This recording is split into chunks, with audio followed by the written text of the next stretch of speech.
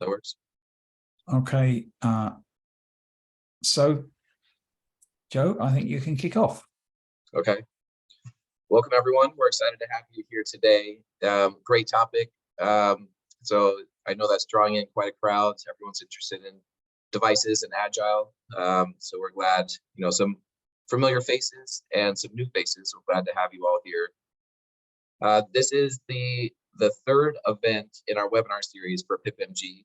And 2023, we've been kicking off very nicely. I'm going to show what we've done and what else we have coming up for PIPMG.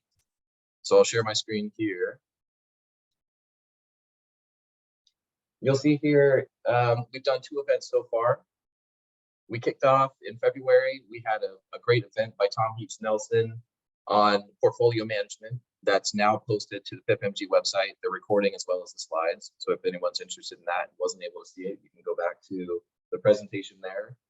Today we have Claudia, and I'll discuss her topic and introduce her in a few minutes. Later in April, we have John, our own John Fox, presenting on portfolio project management and alliance management and the interface between the two. Then we have our conference in London, May 31st, and that's around lessons learned in project management. Then in June, we have a topic around decision-making, establishing a decision-making framework in your organization and right-sizing the decision-making process based on company size and complexity. And that's with Sarah Hudson. She's at Avidity Bio down in San Diego. And then we have Jordan Latainer. He's at TrialSpark and he's working up his topic. The TrialSpark does a lot of interesting stuff around advanced development techniques. And so he'll present something about that. We have Paul Cook at Generate Bio. He'll discuss his role in project management at a small life science company that's preclinical. So it's almost research project management, an interesting space for a lot of us to try to tap into. I think you'll see some open slots. So if anyone in the audience has a topic they'd like to present or a topic they'd like to hear about, please reach out to me, reach out to info@pipmg.org. Let us know if you have a topic you'd like to present or one you'd like to hear. So we can fill in those slots towards the end of the year. And then our second conference, also in London in November, and this one will be around cell and gene therapy projects. So very new and innovative area there. So that's what's coming up. I'm going to stop sharing here and I'll introduce Claudia.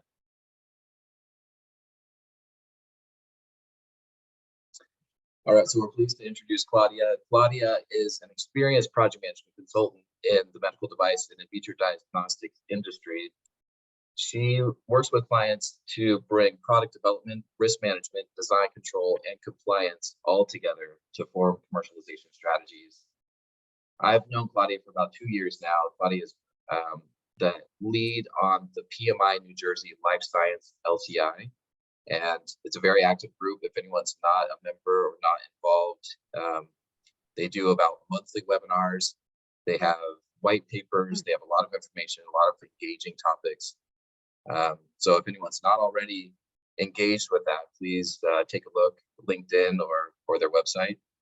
And Claudia can tell us more about that. With that, Claudia, I'll turn it over to you. Thanks so much, Joe. And thanks so much to all of you for attending, to PIPMG for organizing this event. It looks like you have a great calendar planned. And I'm just very happy to be here on behalf of PMI New Jersey, our Life Sciences LCI, and continue our collaborations here. So just a quick disclaimer as I get into the content. Today's session is really meant as general educational content. If you have specific questions on your products, I would advise that you ask internally and therefore, PIPMG and PMI-NJ are not responsible for this content that I'm presenting to you. So Joe already gave you my background. So I'll just mention that I worked in IVDs for 30 plus years. I've been in the industry, at least that long. So a lot of gray hairs back here that you're not seeing, but enjoyed that. And since working as a part-time consultant in 2014, I've been able to broaden my horizons to working with other medical devices. So I'm very happy to be here with you today to cover these topics. We're covering a lot of different themes today, and each one of them could be their own webinar. So my goal today is to give you a broad foundational understanding of medical devices, the medical device product lifecycle, regulatory pathways, considerations for the quality management system, and then segue into project management approaches for new product development of medical devices and combination devices, and how we can apply Agile. For anybody that is a member of PMI, you can self-report 1 PDU for this webinar, divided 0.5 business acumen and 0.5 ways of working. So what I'd like to do is find out a little bit about you. I think if we have a poll, I'm not sure if Joe had a chance to make the poll for this first question. Do you currently work with medical devices? So if you can put into chat. I did not. And maybe That's okay. Into the chat. So yes, please put into chat. Do you currently work with medical devices, and what do you hope to get out of today's session? So as you're doing that, I'm going to proceed with the content and then take a look at chat and share some of your responses. So yes, I see a few of you do work with medical devices, and some of you are hoping to get into working with medical devices in the not too distant future. Okay, terrific. Yes, so some of you definitely already work with them and work with combination devices. So wonderful. Okay, terrific. Okay, so first I'm going to kick off with sharing a few statistics about the medical device industry. There are many statistics out there. So this is just a brief sampling. So US typically represents about 40% of all worldwide sales of medical devices.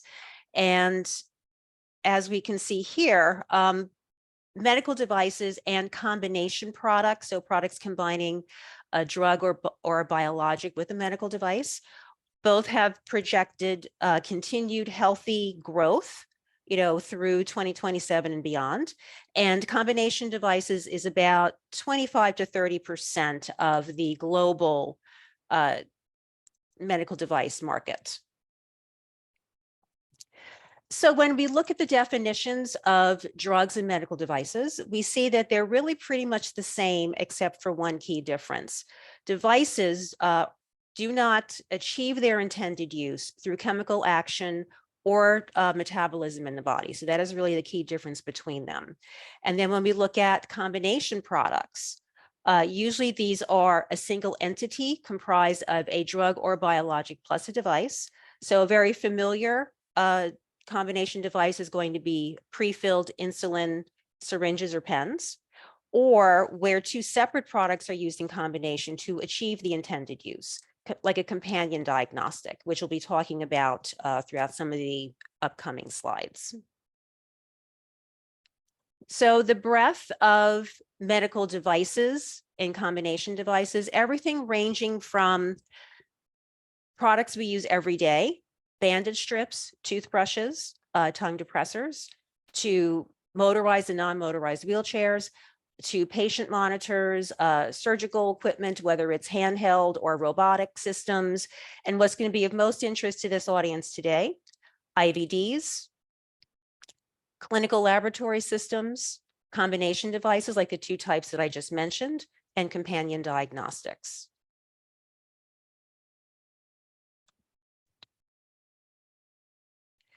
So the breadth of competent health authorities and regulatory agencies that apply within the pharma industry also apply within the medical device industry, usually with separate centers for pharma versus medical devices. Regulations, as have been occurring in the pharma industry, continue to evolve in both industries, pharma and medical devices. And regulations for medical devices are regionalized by country or region. And these regionalized regulations are supported by international harmonized standards that are published by a number of organizations, ISO, Clinical Laboratory Standards Institute, and then there are a number of other organizations that provide frameworks or best practices, such as the International Medical Device Regulators Forum. We've been seeing increasing changes and evolution of regulations and standards.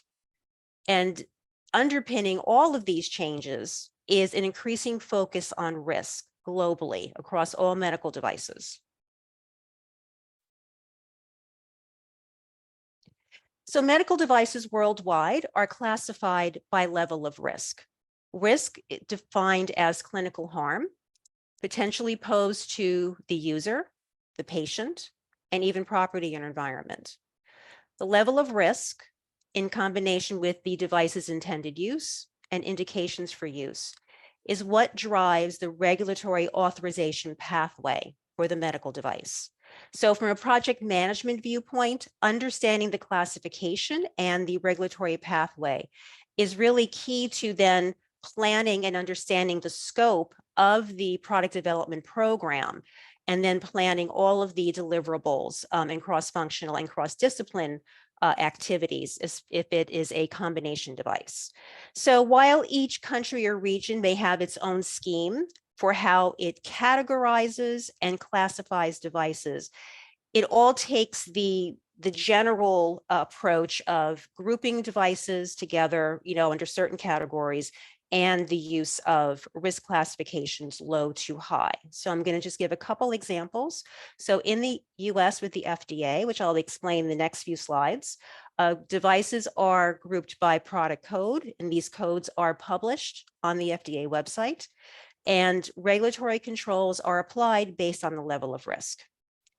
When we look at the EU, so you may be familiar with the 2017 regulations that were put into place by the European Commission. The Medical Device Regulation, MDR, categorizes devices, as you see here, by non-invasive, invasive, or active implantable, where there is an energy source. And the IVDR takes a little bit different scheme for classification, where they look at the combination of personal and public risk. Under the MDR, there were 22 rules classifying devices from low to high risk, and the IVDR uses the combination of health risk, personal and public, for their classifications. And other countries will use similar classifications, often leveraging documentation and other evidence from the FDA or EU filings and submissions. So I'm going to focus these next few slides on the US FDA pathways for regulatory authorization of medical devices. There are in fact 7 pathways, 3 traditional and 4 alternate. So again, the level of regulatory controls that are applied to medical devices are based on the level of risk. General controls are applicable to all medical devices, regardless of level of risk.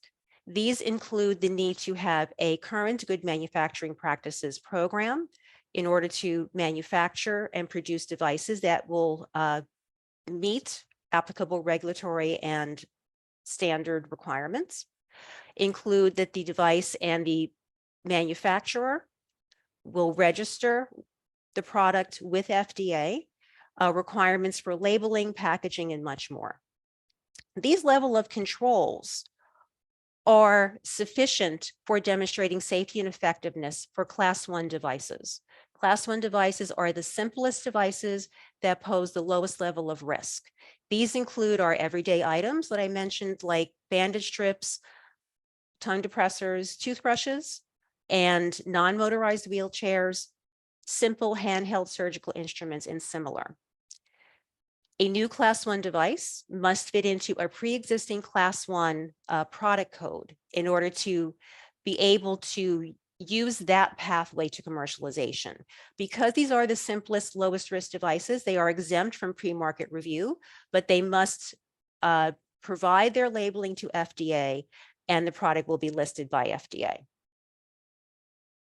The next level of medical devices are Class 2, which are low to moderate risk devices. For Class 2, general controls are insufficient to assure safety and effectiveness. So Class 2 devices are subject to what we call special controls, whereby the sponsor must demonstrate substantial equivalence of their device to a legally marketed device, what we call a predicate. The regulatory authorization pathway and review cycle by FDA is approximately 30 to 90 days, and that authorization is called clearance. So devices in the class 2 category will be many IVDs, motorized wheelchairs, instrument system, patient monitors, and other items that are more complex, and also include instruments and software systems. Lower risk class 2 devices that have a long post-market history of low risk may be declassed by FDA to class 1, and FDA will publish annually a list of devices that has been declassed from class 2 to class 1. So now moving on to the highest risk devices, class 3. These are devices where general and special controls are insufficient to demonstrate and assure safety and efficacy and effectiveness. So in this case, class 3 devices are subject to the highest level of regulatory and scientific scrutiny. Included in this class are going to be IVDs for hepatitis and HIV, many combination devices, but some, are able to follow the class 2 pathway, implantables, prosthetic joints, and more. Because of the level of regulatory scrutiny that is required, they are subject to what we call pre-market approval or PMA controls. And this authorization pathway, once granted, is called approval. The review cycle is at least 180 days. If FDA deems that a special medical or scientific review panel is required to review the device, that review cycle doubles to 320. What also falls into class 3 are devices that are novel in nature, where there is no predicate, or where there is a new technology or a new clinical application. If the sponsor believes their device should in fact be class 2, they can pursue what we call de novo reclassification, where they petition FDA to reclass from class 3 to class 2 based on a strategy where they may combine multiple predicates that have possibly the same technology or same intended use in order to create a strategy that demonstrates that the device poses a low to moderate risk like other class 2s. So in this case, if FDA agrees, they will grant class 2 designation under the de novo process. So these are our 3 traditional pathways. There are 4 alternate pathways: emergency use authorization for public health emergencies that we are all very familiar with under COVID. Humanitarian device exemption, where a device is made available for small populations with rare diseases. Custom device exemption, where a device is made available on a case-by-case basis for patients with unique pathologies or conditions. Or the expanded authorization program, where a device is made available for compassionate use where no alternatives exist. All of these have their own authorization pathways. And some of these, as part of the authorization pathways, FDA may then also conduct quality management system audits and inspections, sometimes with class 2, and I believe most of the time, if not all the time, with the PMA pathway. So I'm going to now briefly jump over the pond and just touch on the EU. So any company that wishes to place a medical device or combination product on the market in the EU must obtain what we call CE mark. Associated with this is a series of conformity assessments, the main ones being product and quality management system. So on the product side, there must be objective evidence provided to demonstrate that the product meets what we call the general safety and performance requirements. I believe there are 23 for the medical device regulation and 20 for the IVDR, if I'm remembering correctly. These requirements include objective evidence for clinical evaluation across all classes of devices, and this objective evidence and other documentation is compiled in the technical documentation for class 1 and class 2 devices and the design dossier for class 3. Performing these conformity assessments are notified bodies, which are organizations accredited by the EU member states to conduct these assessments for compliance against applicable sections of the regulations, and also certify the product classifications. If the sponsor is not based in the EU, they must, in addition to engaging a notified body, they must also engage an authorized representative that will represent them in the EU and also ensure compliance with the regulations. So as we look at strategies of organizations wanting to commercialize their medical devices and combination products worldwide, from a project management viewpoint, we need to work with our teams to determine how we're going to leverage deliverables across multiple markets and regions to ensure that the initial commercialization strategy, we are streamlining the work and ensuring that the work that is being conducted will address requirements across the applicable countries and regions. So I'm going to now go back across the pond and talk a little bit about combination products and the US regulatory pathway there. So when we have a combination product, the first thing to understand is what is the primary mode of action, or what is the means or constituent part that contributes the most to the therapeutic effect of the combination product. Because once that is understood, then the lead center at FDA can be designated that will take primary jurisdiction for reviewing and authorizing the combination product. So in the case of our insulin-filled pen, the drug is the primary mode of action and the syringe is the delivery vehicle. So in this case, the Center for Drug Evaluation and Research will be the lead center. In the case of another combination product, a drug-eluting stent, the device or the stent is the primary mode of action for keeping the blood vessel open, with the anticoagulant drug being ancillary to the action of the stent. So in this case, the Center for Device and Radiologic Health will be the lead center. When submitting a combination device for pre-market approvals or clearances, the sponsor is responsible for determining what is the primary mode of action and who and which center at FDA has the primary jurisdiction. If the sponsor would like FDA to make that designation, they can submit the form called the request for designation to FDA. And that form is a 15-page form. It is a 60-day review cycle, and the form includes information such as the product's intended use, product description, principles of operation, data supporting what the intended use is of the product, and also supporting the sponsor's preliminary designation of primary mode of action and FDA's lead center. FDA will review the information and then will respond with their designation of the combination product. In the EU, what happens is the notified body must consult the competent health authority, the EU Commission, for the classification, and then the sponsor must submit the technical documentation for the drug by itself and the drug in combination with the device. So the process has some more nuances, has some additional nuances. Whichever pathway the sponsor takes, whether it's self-designating or requesting FDA designation, ensuring this is done early as possible is key, because knowing the final designation of the combination device and the FDA lead center is foundational for then planning all of the cross-discipline and cross-functional deliverables.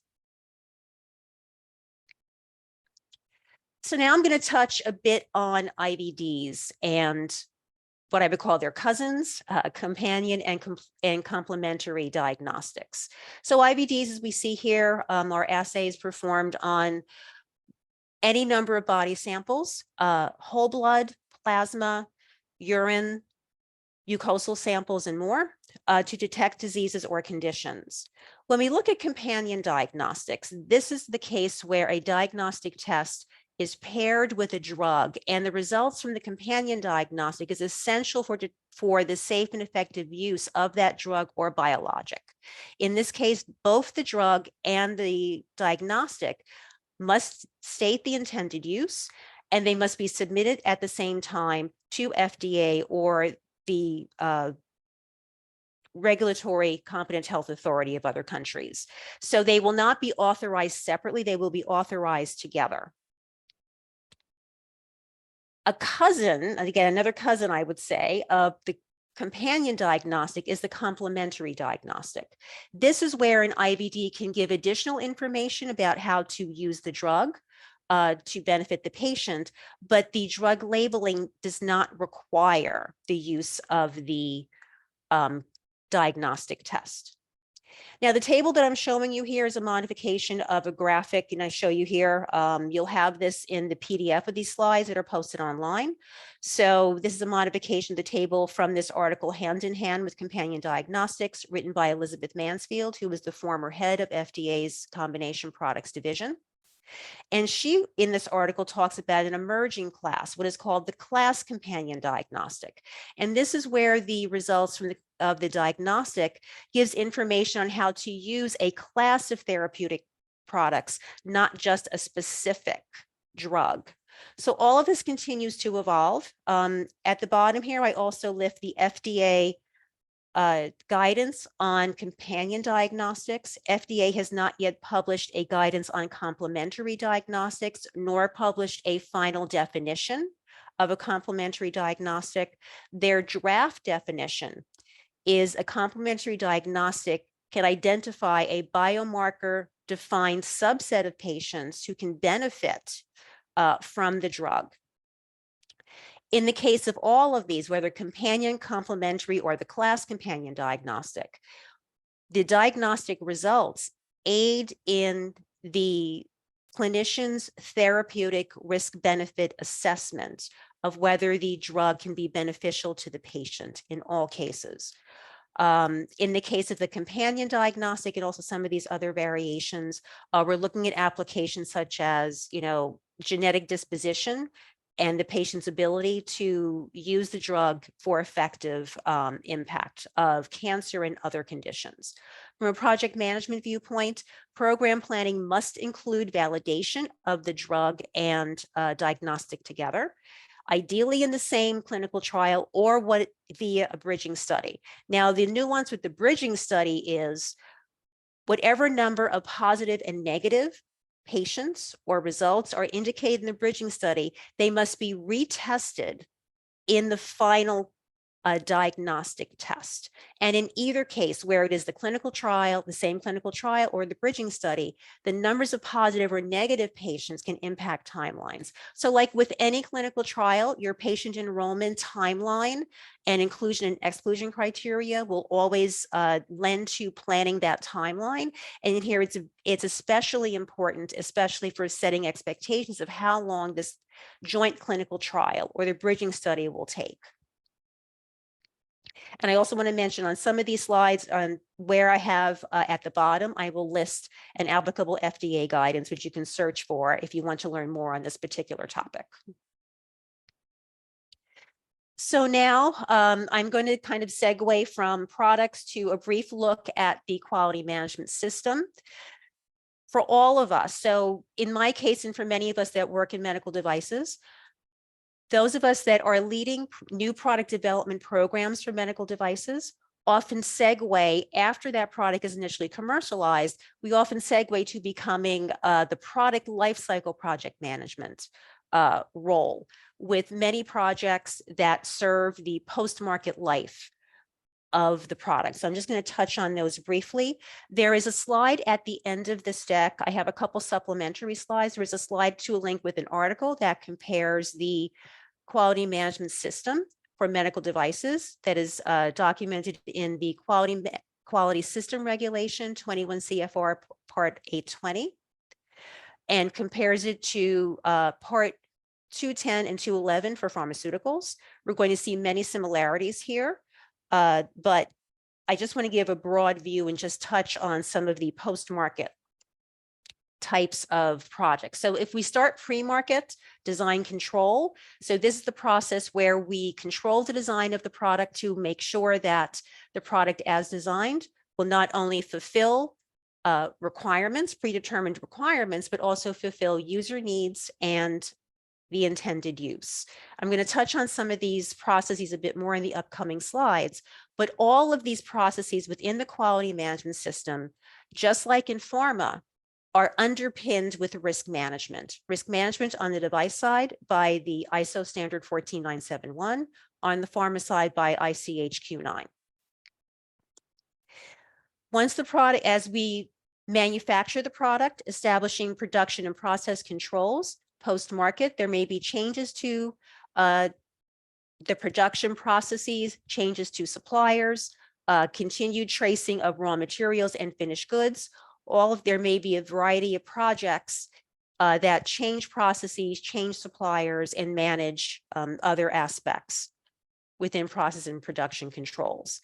Managing changes both pre and post-market. This is where design control will come into play. Pre-market, managing changes to both the design and pilot processes. Once we move to production and post-market, continued changes, managing those changes and documenting them, working with our suppliers to manage changes that they make, as well as managing changes to the quality management system. Where there are non-conformances or the ongoing driving of continuous improvements, there will be specific projects there. And also verifying effectiveness of changes or actions taken to address non-conformances. Projects around the work environment, infrastructure, equipment, calibration, training of personnel, and more. Once a product is on the market, supporting it and conducting vigilance and surveillance activities, including handling of complaints and adverse events. There may be the need for projects around field actions, making product changes to address performance issues that are causing adverse events and more. And then inputs and outputs of all of these quality projects that we may be involved in as part of our product lifecycle support activities. Inputs and outputs are reviewed by management as part of internal audits and formal management reviews. So touching on combination devices. So now I'm going to go back to combination devices and a few quality management system considerations. So an organization that wants to develop, produce, and submit a combination device for regulatory authorization. The organization, whether it is one organization that has both the drug and device disciplines in-house, or two separate organizations bringing the drug and device disciplines together, or these two partners working with a contract manufacturing organization that is going to help them with the development, integration, and packaging. Among whatever this organization looks like, there must be what is called a CGMP operating system and designation of whose QMS is the governing QMS for the combination product. Included in this operating system is a quality policy that must designate, which organization has the governing QMS, what are the quality objectives, who has what responsibilities, how reviews are going to be conducted of effectiveness and suitability of the QMS, and much more. In the case of two organizations coming together, one of them will be the governing QMS. In the case of bringing on a CMO, they may choose to ask the CMO to provide the governing QMS and take on the CGMP OS. In meeting the regulatory requirements in the US for combination products, this is in 21 CFR 4.4. There are two pathways to doing this. Either the sponsor can take the approach of complying with all requirements in the quality system regulations for pharmaceutical drugs and devices, or they may take the approach of completely complying with one or the other primarily, and then complying with specified provisions of the other. Again, the operating system and the QMS governance quality policy will describe that entire approach. From a project management viewpoint, determining this strategy early is key, because this strategy has to be built out. It has to be communicated among the organization and whatever partners are being used. Reviews have to be set up. All of your product development processes and project management processes must take this operating system and QMS governance into account. So the sooner that is identified, the sooner those plans can be built out by the project manager. And again, I referenced the FDA guidance down here in the bottom left-hand side. So I know a lot of information. I hope I'm not going too quickly, but I just want to close out this portion or more technical portion of this session with the medical device life cycle. So we can categorize our life cycle beginning to end, like our projects, our medical devices have beginning to end life cycles as well. And we can put these into three categories: pre-market through to initial commercialization, its life on the market, and then preparing for end of life, where an individual device may be removed from the market, or when an entire product line is sunsetted. So at the bottom of the slide, you see I have two definitions for design control and for risk management. And I'm just touching on these two quality processes, because in our roles as medical device project managers, in addition to being in having the ownership and accountability for managing the new product development program, we often have the accountability, and we are tasked with also overseeing and managing the development of the design history file, which contains all the objective evidence and documentation that design controls have been implemented, and the same for the risk management file. So design control applies throughout the entire pre-market portion of the life cycle, and applies many times throughout post-market. You know, when I talked on the QMS slides about things like design process changes, these will also include the need to control design and, you know, processes changes. Risk management, however, it goes through the entire product life cycle from concept to end of life. And clinical evidence is going to be required based on the applicable regulations and the regional market in which the device is going to be marketed to. As in all quality processes, both design control and risk management are systemic processes for controlling the design and safety of the device so that it will benefit the patient with a level of risk reduced as far as possible. So with that, I'm going to segue now to ways of working for our last few slides and then open it up for Q&A. So we know that our development approaches, you know, waterfall, agile, hybrid, these are strategic approaches for how we are going to deliver the outcomes of our product development programs, a safe and effective product to benefit patients, thereby providing value to those patients, healthcare providers that are managing their treatment, and the organization and beyond.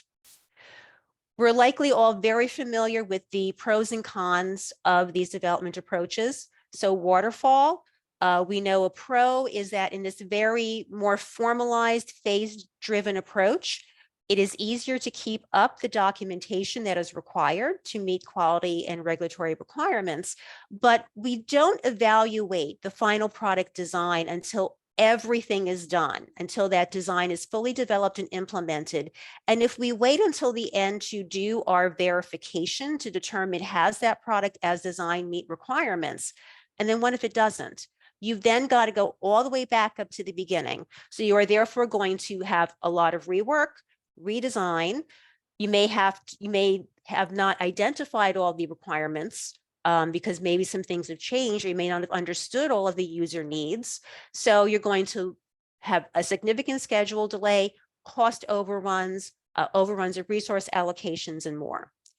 This is what has led to the high interest in the application of the agile approach beyond the typical software projects to broader, you know, pharmaceutical and medical device projects, because it is utilization of early and regular user feedback, enables you to catch things that are not meeting requirements, things that are not working to plan sooner when it is easier and cheaper to do so.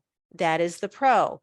One of the cons is can be much more difficult to keep up the documentation with these often rapid change-driven cycles. So what we're seeing is the combination of the two, hybrid, where we combine elements of both so that we can manage the documentation, but also bring in that user feedback cycle earlier much earlier than we do in a typical predictive or waterfall approach. So before I kind of give you that framework, I want to first bust the myth that FDA and other regulators require waterfall. And what drove this misconception is FDA's 1997 medical device design control guidance, where they published this graphic, and it refers to application of design controls to a waterfall design process. So we see here very phase-driven, typical waterfall. So everybody said FDA requires waterfall. That is not the case. If you read the guidance, FDA very clearly says in this graphic, they specifically took out the typical feedback loops that are expected in a design development program to simplify the graphic.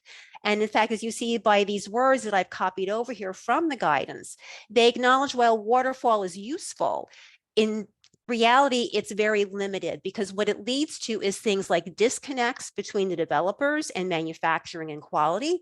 So those inputs are not taken in early. We don't take in the user feedback early and often. So it leads to things like the device not meeting requirements, not having the ability to be manufactured in a cost-effective manner, not meeting quality requirements, and more. And in fact, FDA and other regulators say that it is up to the manufacturer, the sponsor, to determine how they will design and develop the product and what project management approach they're going to take, as long as you meet the applicable requirements and the guidances and recommendations that are in the associated harmonized standards. So with that, in our increasingly evolving regulatory environment with increasing regulatory scrutiny, we are tasked to bring products to market as fast as possible to benefit patients with innovative treatments and to be competitive in the market. So it is up to us as the project managers to collaborate with our teams and other stakeholders to determine how do we best use Agile and best balance, waterfall and Agile approaches to meet the objectives of our product development programs and meet requirements. So what I'm going to give you now is a framework to consider for how we can apply these development approaches for managing new product development programs.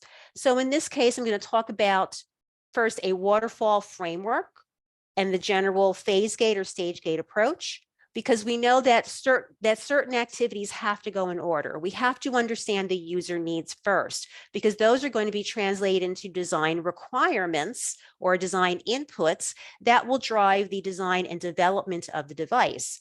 We then test the device to verify that the device as designed is meeting its requirements. We will transfer it to manufacturing and then conduct validations that will verify that the device as designed meets user needs and the intended use. So and then data from the validations will be used to create our regulatory submission. So there are just certain things that have to go in a certain order, but just to talk about these a bit more. So as we gain our user needs, depending on the technology and the clinical application, the sponsor may want to create a product concept as a way to demonstrate how this technology can be envisioned into the future medical device, and as appropriate, conduct technology readiness or feasibility experiments. From there, as we translate to design and development, we will conduct early testing, preclinical testing, and there's the opportunity to have early discussions with FDA on the device, our plans for design development, our plans for verification, validation, and more. We don't have time to get into that process in this session, but we have the opportunity to build this conversation relationship with FDA sooner rather than later. And then there may be the opportunity, or there may be benefit to conducting early clinical studies, which again, FDA has a program for. So once we have developed the product, again, we're going to conduct what we call design verification, answering the question, was the device made correctly to meet requirements? Should we fulfill those requirements in verification, we then transfer the design and pilot manufacturing processes to the manufacturing entity, whether that is internal or to a CMO. And then once the final production processes are made, we're going to conduct validations. And this may include clinicals, as I mentioned earlier, based on the classification of the device and the regional market requirements, answering the question, was the correct device made? Data and other evidence and information is compiled into regulatory submissions. And once authorizations are provided to market the device, we then move to launching the device and conducting post-market surveillance and support. All of this, again, underpinned by risk management as a life cycle process. So I mentioned earlier about the combination products that these are developed and tested concomitantly. So this graphic, thank you, Joe, for providing this, illustrates this dual track for the companion diagnostic and the drug development. And here is really where we're talking about, your phase 3 clinical trials and your clinical validation of the diagnostic, and then simultaneous submission and release to market. Part of this, so fulfilling our project vision to deliver a product that will benefit patients for the combination product, also includes identifying which constituent, based on your primary mode of action, is really key to address the unmet need or make the product most competitive.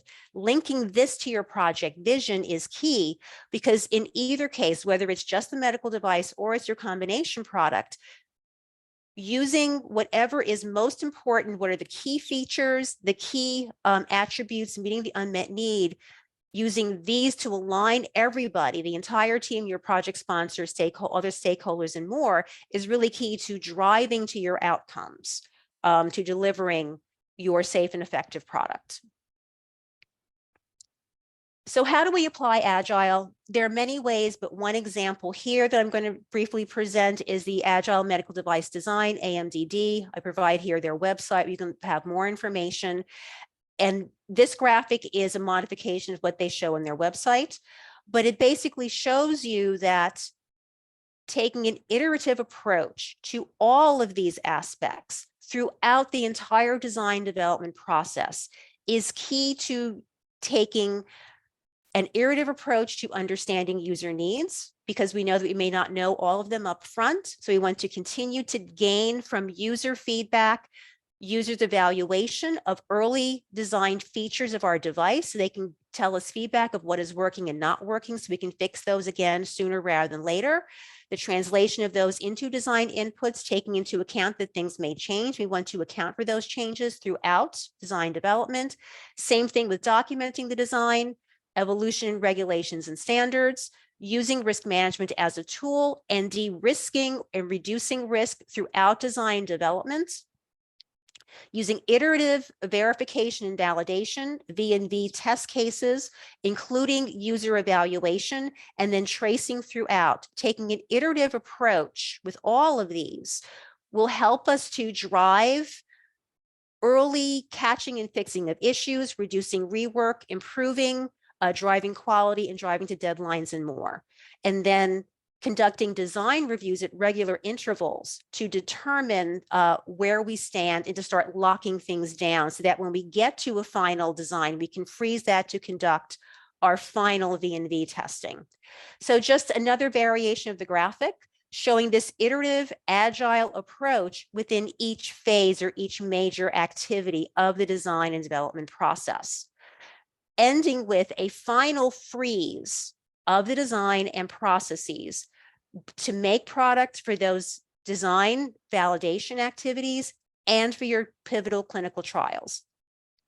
And I will also just make a note that while we show like one design review at the end of each phase, it's really a best practice to conduct design reviews more frequently. The more frequently conducted design reviews with smaller, more contained scopes of items to review makes the process more efficient and will just help you with documenting things along the way. So I know we're closing here on the end, so I want to wrap up with the last couple slides so we have a few minutes for Q&A.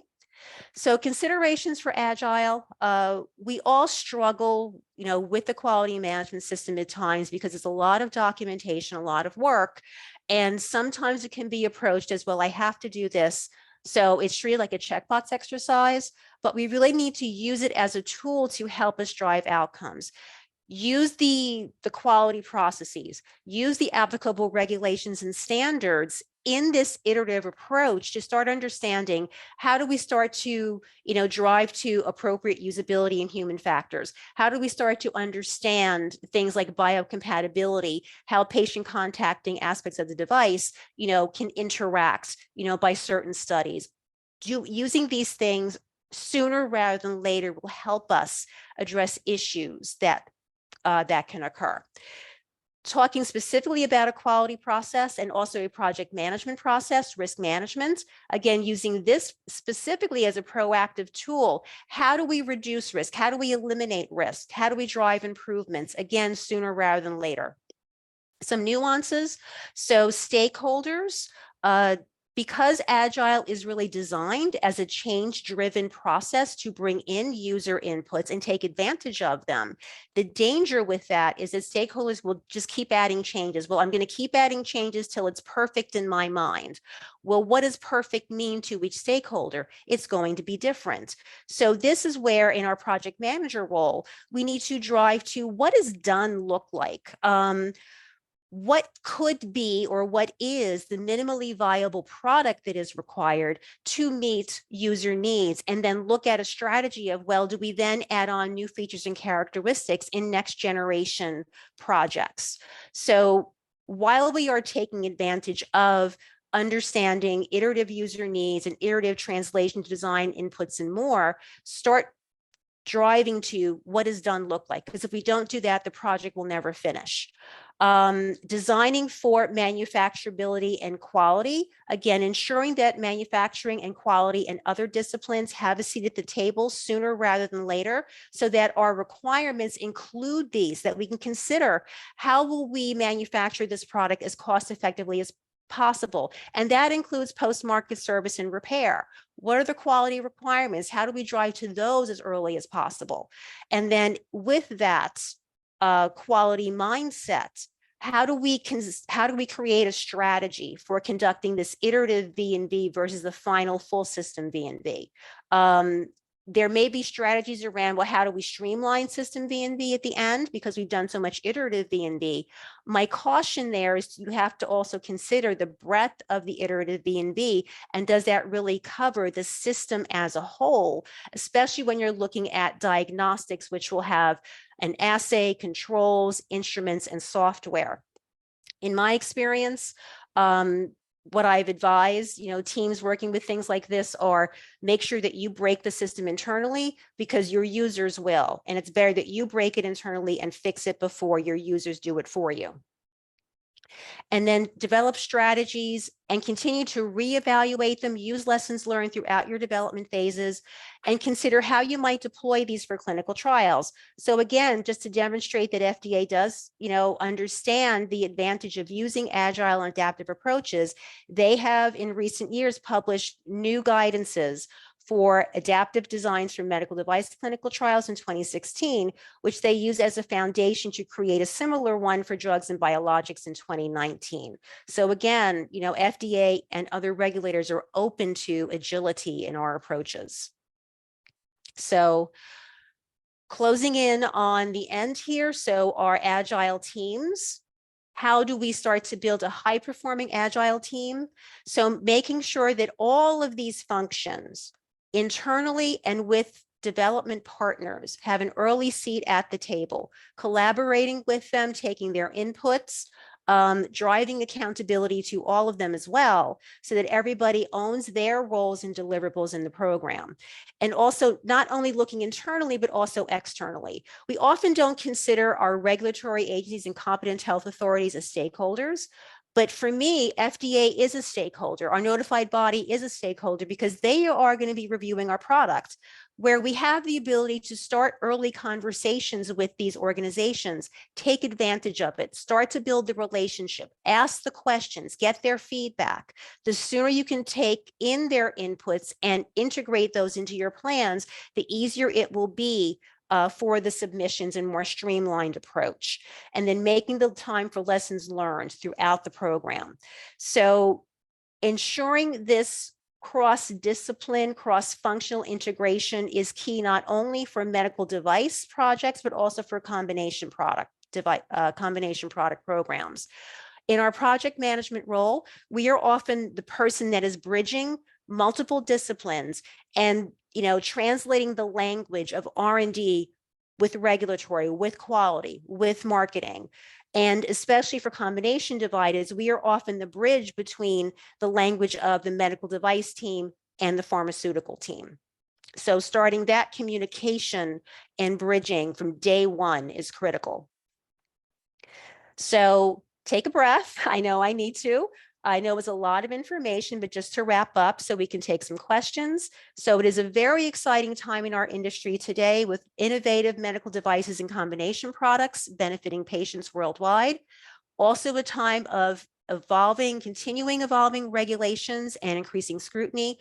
So part of our power skills as leaders and managers in our organizations, we need to adapt our ways of working to drive project outcomes. Again, delivery of safe and effective products to benefit patients, and that also comply with regulations and standards.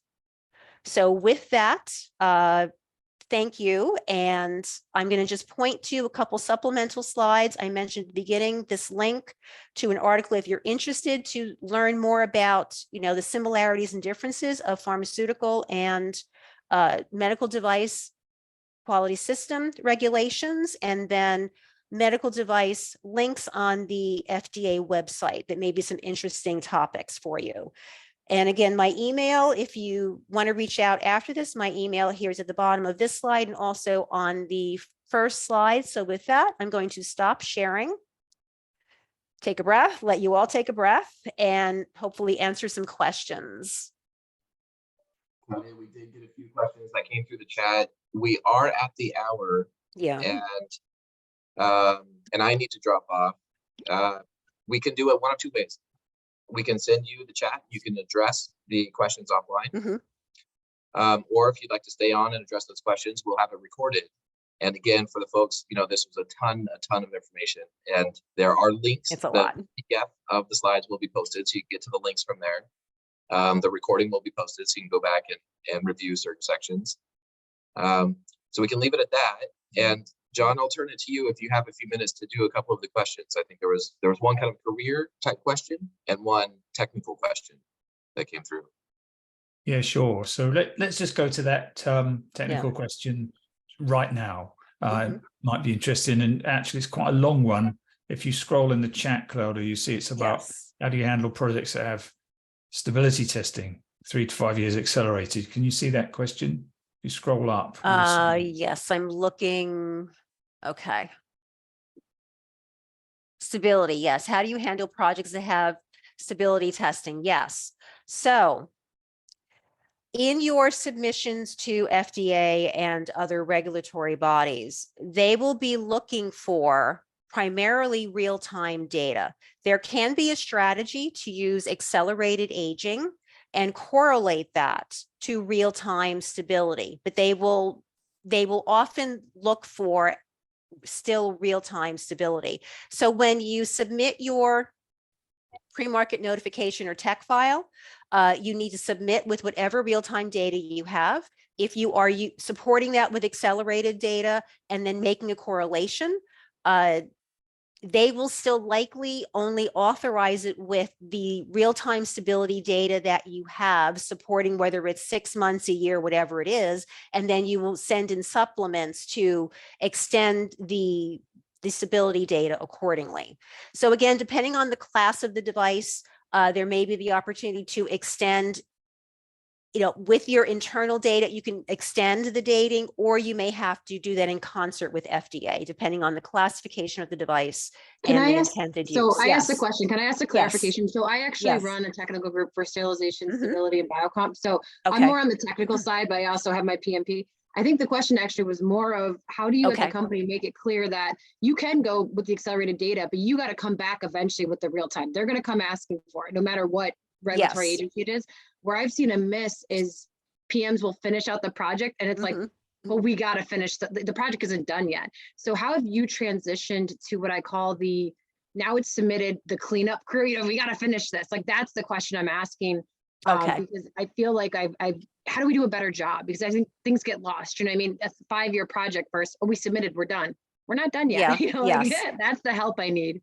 Yeah. So that's the expectation that should be set early on, that our project life cycle is not just end at submission. There are all these follow-on sub projects or other things that have to happen to get us to commercialization and beyond. So early on, in one of the slides, I may have failed to mention that the pre-market commercialization planning has to include post-market requirements.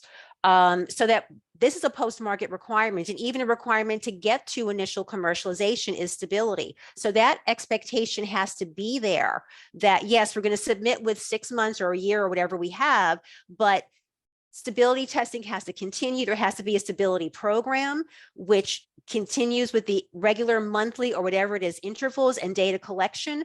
There has to be a plan in place to then submit the additional data to FDA if that is required, or do whatever internal documentation is required to then extend the dating on the product when it is in the field. So there has to be a process for all of that. That's actually one of the post-market processes that has to be in place. And that is going to be subject to audit by FDA and your notified bodies. Okay, thank you, Claudia. We probably just got time if you can address another question. Yes, please. There's just one more. It's a sort of career question, really, from Vivian. Vivian, I have a pharma background. I'm interested in stepping into medical devices with a combination product. Not sure what that means, but how would you recommend I start? She says. So I think, we would normally think if you've got a life science background, it's easily translatable, devices to pharma, pharma to devices. But I think we all know the reality is that, companies will be looking for specific competencies in pharma if you want to make that transition from devices to pharma, or vice versa, pharma to devices. The best thing I can tell you to do is educate yourself more on the requirements for combination devices and medical devices. Start to look for opportunities if they're available in your organization or outside of it. There's like some kind of a, volunteer role within, a group that you're, an industry group that you're involved with, or some way that you can start building and demonstrating some expertise in combination devices, and starting to build a subset of information you can use to start promoting yourself with that expertise. That may be the best way that you can go, within your organization. If there's any opportunity to work with devices or, learn about them, just take advantage of those, or also network with colleagues that are working on combination devices and ask them if they can help you with, how you can learn more, how you can position yourself, in the future to break into that. But I think even just self-education can be a great way to start. Perfect. Thank you. Thank you, Vivian. Okay, thank you very much. Thanks very much, Claudia. For you can see all of the comments coming in. Loads and loads of people really appreciated that. Very, very informative. We do really need to finish. It's a bit over time, but thanks from PIPMG for that. Thanks everybody for turning up and participating. We look forward to seeing you at future events. Keep an eye on our website and our LinkedIn and stuff like that. But for now, I think we will close, everyone, and wish you guys a good day or a good evening wherever you are, and see you